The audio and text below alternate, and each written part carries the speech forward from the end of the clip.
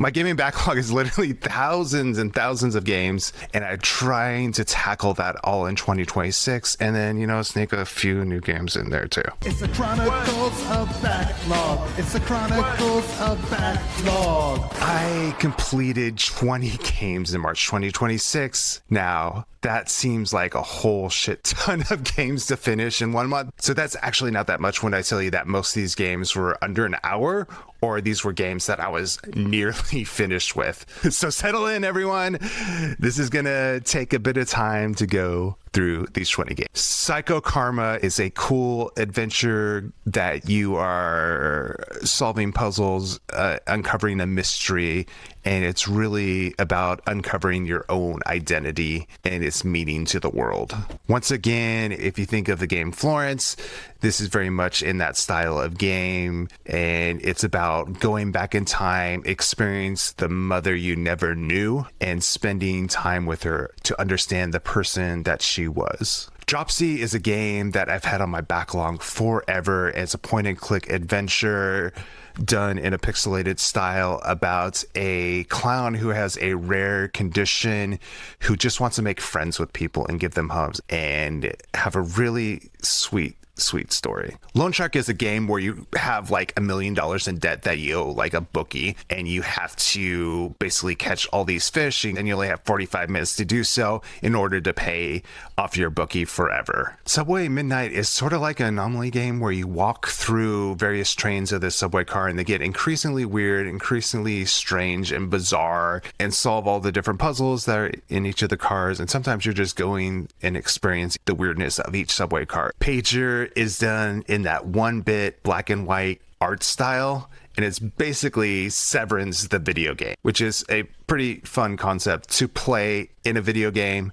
And also there's one portion that you get to destroy butterflies. Broken Age is another point-and-click adventure game I've had on my backlog for a long time, and it is just gorgeously animated, and the story is really beautiful, and yeah, just loved everything about it. I don't know why I didn't complete it before. Betrayal at Club Low is a game that is from Cosmic D and set in the off-peak city world, puzzle solving and walking simulator type game to add in RPG elements and dice rolls and how those interactions with the people in the environment go. And I'm very much looking forward to Cosmo D's new game that is dropping April 13th. Imaginary is a very short Game Boy style looking point and click adventure where you're on a lunar base trying to uncover the mystery of where this fire is at and to repair it. Promesa really challenges our concepts of what a video game is. It's basically a walking simulator, but a lot of times you're just like floating through these beautiful landscapes. I was playing it and my son was asking me, is this a video game?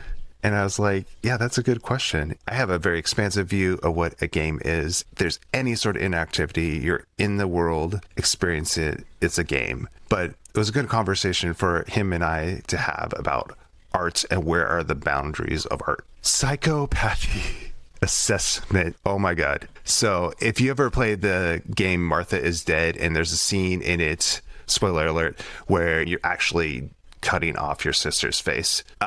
There's a part in this game, Psychopathy Assessment, that is just as disturbing. And I'd say actually even more disturbing, even though it's like in a PS1 style graphics, it is wholly unnerving.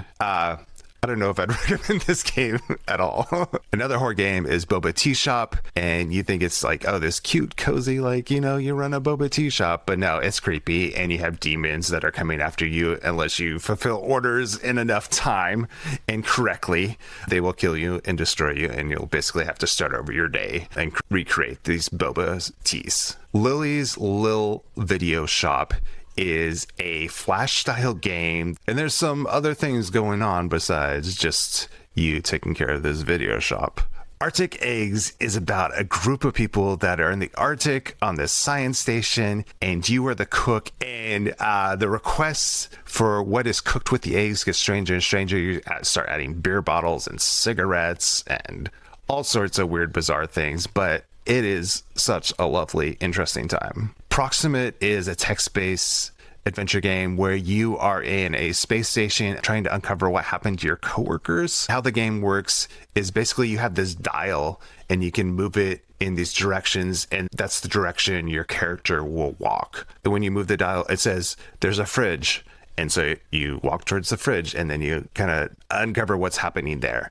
And that's how you move through the environment. So you're kind of like, you're operating in this environment with no visual clues other than the words on screen. Fascinating, interesting concept. Isolomus, I'm probably not pronouncing that correct, but it is a bizarre kind of claymation, like fleshy style point and click adventure that I'm not really sure what it's about, but you have a lot of just gross body horror moments in it. And it's maybe like about a 15-minute game. QUQ is a surreal visual novel style game about a girl that is exploring the desert and interacting with tons of strange beasts. Fallow is like a Game Boy color style looking. It's like in sepia tone though, where you explore around this world that is post-apocalyptic, kind of like the stories Tales from the Loop, and you're trying to uncover memories of your sister. And lastly, the Forest Quartet, which is this musical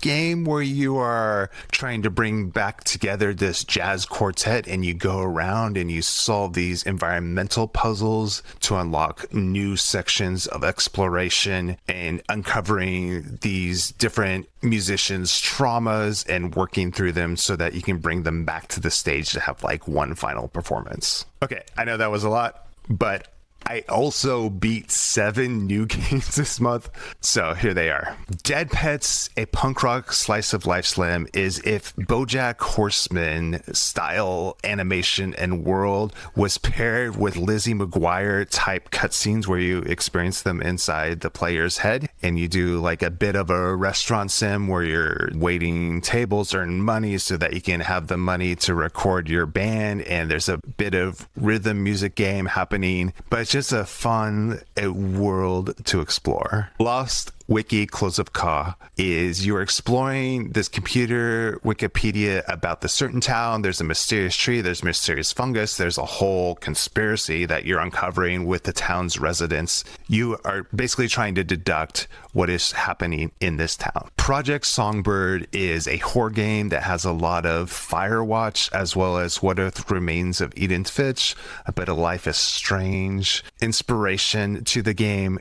And it was an incredible time. I'm still thinking about the experience ever since I finished it. On Thy Knees is a free-to-play psychological horror game that includes religious overtones. And not in a good way, obviously, since it's a horror game. So my description of this game is going to be shorter than the title of the game, because the title, I'm gonna have to read this. I don't have this memorized. She danced in the wind like a holographic dream before the world died. That is the name of the game. And it's basically a flying simulator where you go around to different points of light, and those points of light unlock memories. Ryosuke Kiwasu, the video game, is a very short, fun little mobile game. Basically, you tap the screen in various different ways, and you get different unlocked moves of this experimental actual Japanese percussionist. He has wild performances. I highly suggest you check them out.